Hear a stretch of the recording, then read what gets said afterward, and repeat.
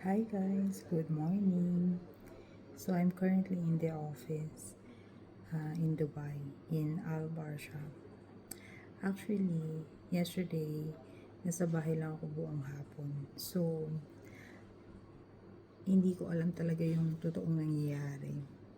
Naririnig ko lang yung mga friends ko, sinasabi sa akin, ganyan.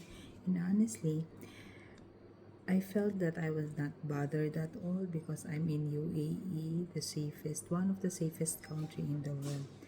However, ngayong lumabas na ako ng bahay and walang masyadong tao sa labas. As in, walang traffic, there is no bus, there is no cars. I mean, very few cars and all parang private, walang mga public ako nakita, mostly in the morning there's a lot of public bus na. Tapos may mga maraming nagko-commute, pero kanina going to the office walang masyadong tao, as in super. Then yung bus namin, parang isang bus lang yung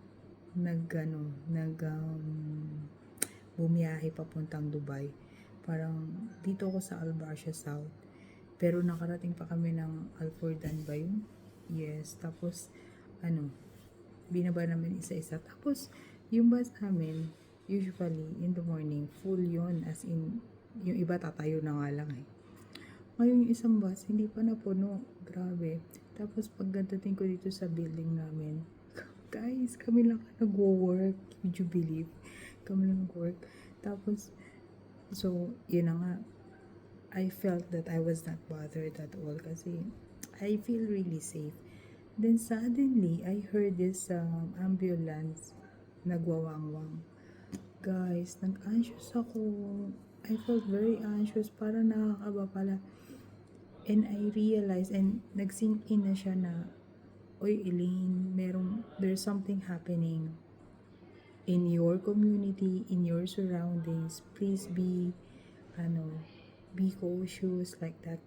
So, sa lahat po ng mga nasa UAE, nakabayan, and all nations or all citizens, mag-ingat po tayo, and kala nyo okay lang. hindi pala maganda sa pakiramdam yun, no?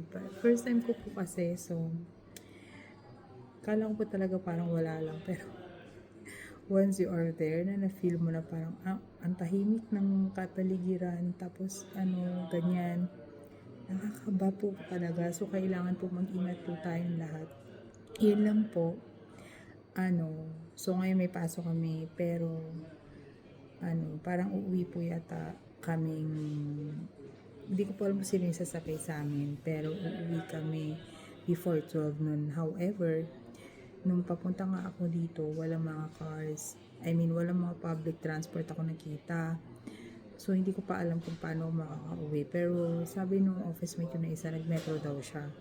So, check namin yung metro. Pero, meron naman pong bus papunta ng Sharjah. Yun lang po, hindi ko alam kung it's currently working. Pero sana po talaga working siya para makauwi agad ako. Kasi grabe talaga yung panic ko kanina. Ay, grabe. Please pray for UAE and all of GCC countries na meron bomb, kasi hindi ko talaga alam yung nangyayari. Alam ko siya